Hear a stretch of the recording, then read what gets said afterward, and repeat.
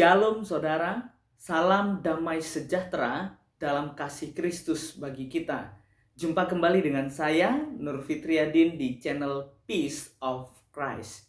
Kiranya melalui video yang diunggah oleh channel ini boleh membukakan wawasan kita untuk berpikir benar dan hidup dalam kebenaran. Nah saudara, dalam video kali ini saya akan membahas tentang video yang diunggah oleh Haraka Islam, dan pertanyaan untuk menjadi perenungan bagi setiap kita pribadi lepas pribadi untuk berpikir benar, yaitu yang pertama, apakah orang Kristen itu adalah orang-orang kafir seperti yang dikatakan oleh Ustadz Agustan ini? Katanya si Ustadz Agustan ini di channel Haraka Islam. Mari saudara kita simak dulu video ini.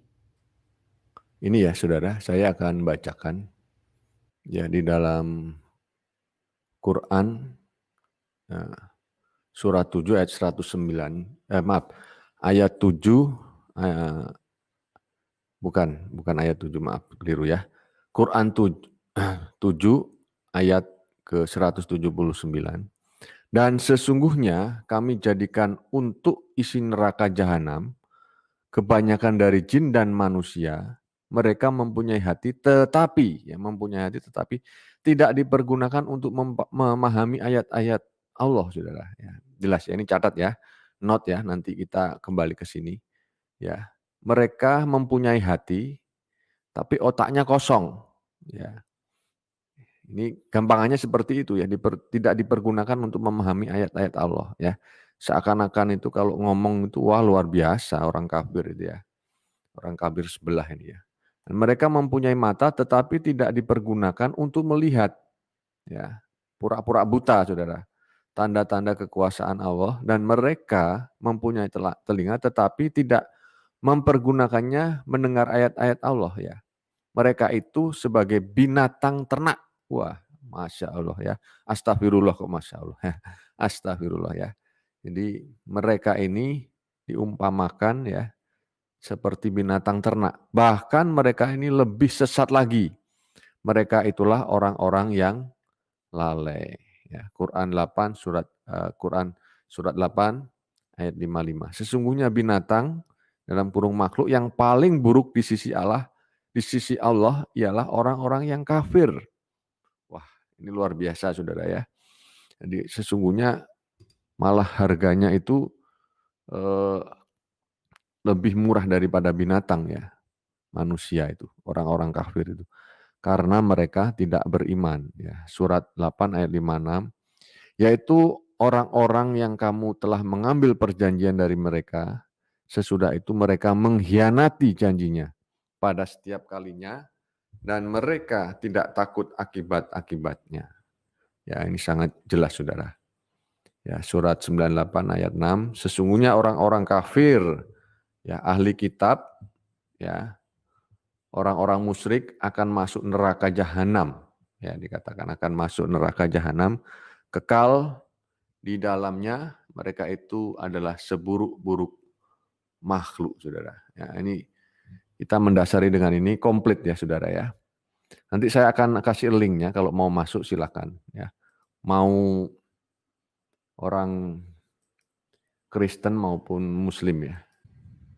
Ya, kita masuk ya. Tadi udah saya mendasari dengan firman Allah. Lalu kita masuk kepada video ini, saudara. Nah, video ini sama dengan apa yang digambarkan oleh ayat tadi, saudara. Ya, ini saudara ya. Ini mereka ini nggak lebih dari anjing-anjing gereja, saudara. Anjing-anjing gereja yang rabies ya. Sukanya hanya menggonggong, saudara. Sama kayak tadi kan di seburuk-buruk makhluk ya. Ya kayak binatang kan. Persis, saudara. Ini binatang-binatang penjaga gereja, saudara. Nah, saudara yang terkasih dalam Tuhan kita Yesus Kristus, kalau kita memperhatikan apa yang dikatakan tentang kafir oleh Agustan ini, jelas itu menunjuk kepada orang-orang Kristen. Nah, pertanyaannya, benarkah orang-orang Kristen itu disebut orang-orang kafir? Nah, saya mengajak kita bagi umat muslim ataupun setiap kita yang melihat video ini atau nonton video ini, mari kita memperhatikan apa kata cendekiawan muslim, yaitu Quraisy Shihab. Saya lebih percaya kepada cendekiawan muslim ini daripada Agustan ini yang baru intinya mualaf lalu diangkat menjadi ustadz yang pendalaman akan Al-Quran masih cetek ya saudara. Ya, mari kita perhatikan apa kata cendekiawan muslim yaitu Quraisy Shihab tentang kafir. Yuk saudara, kita simak video ini. Ini ada pertanyaan dari Renal Indrajaya. Pak Quraisy Shihab dan Najwa Shihab yang kami sayangi, serta yang dikasihi Tuhan Romo Budi, mau tanya, mengapa kerap kali ada yang berteriak kafir kepada penganut agama selain Islam?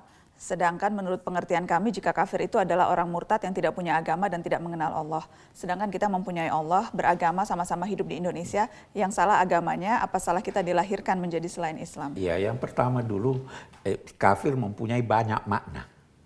Itu satu.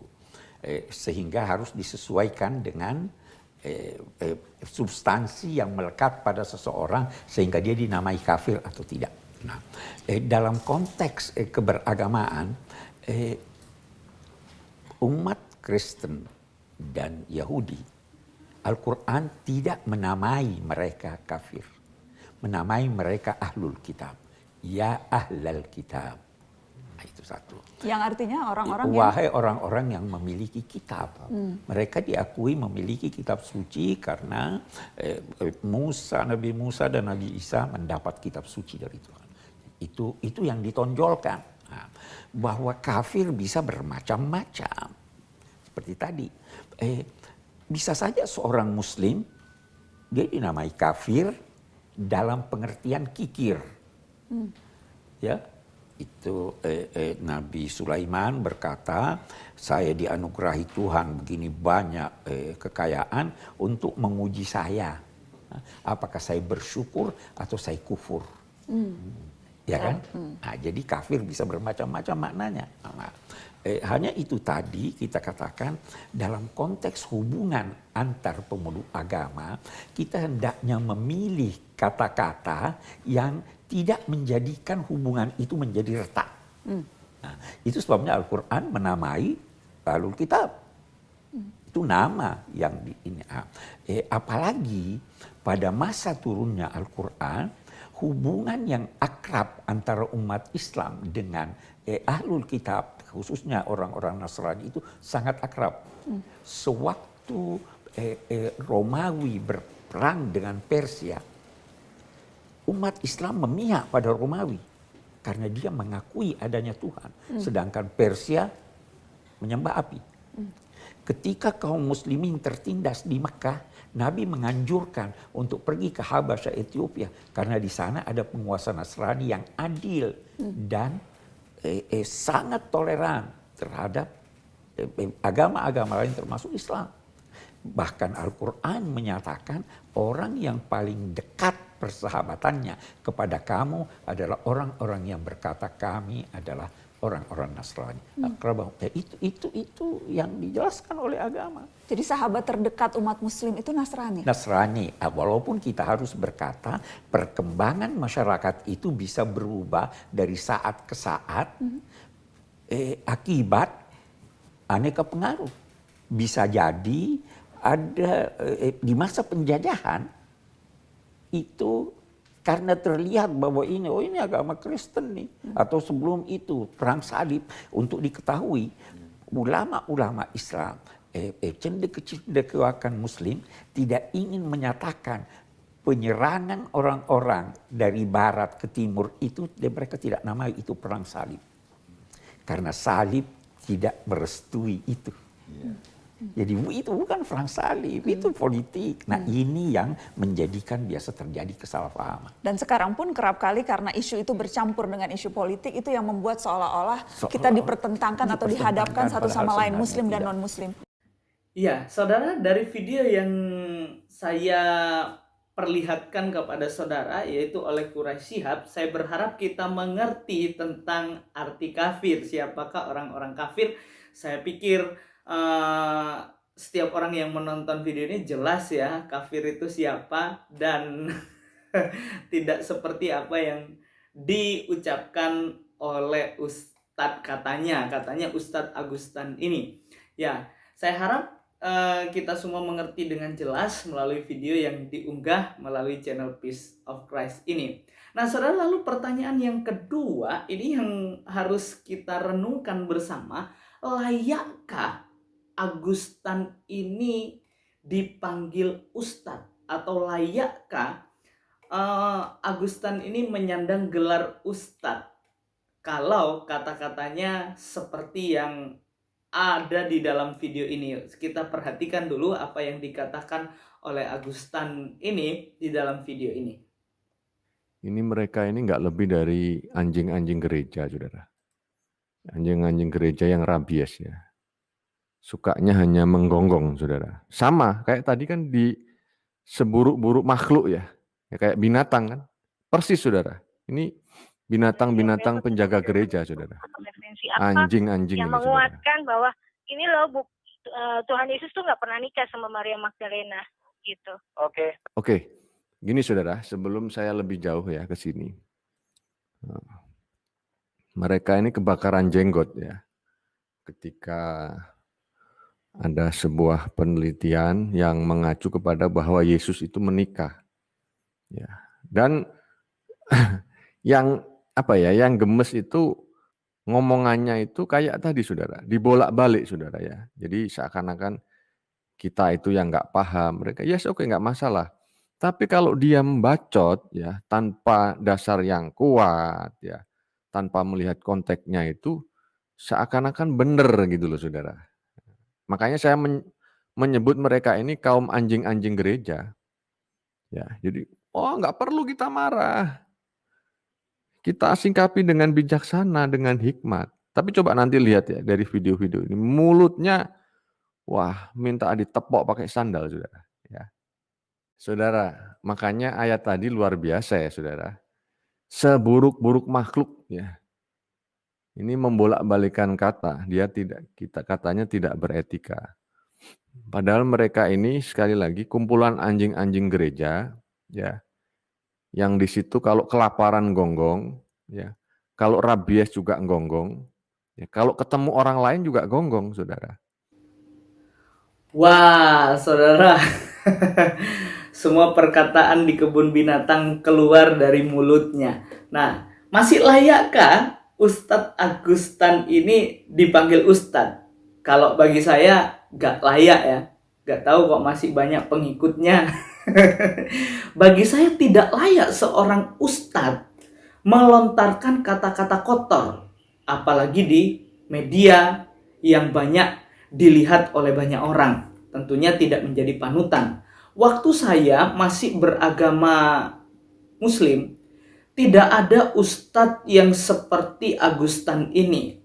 Pasti tutur katanya santun, perilakunya baik, dan lain sebagainya. Kalau ini mah bukan ustadz ya, tapi preman.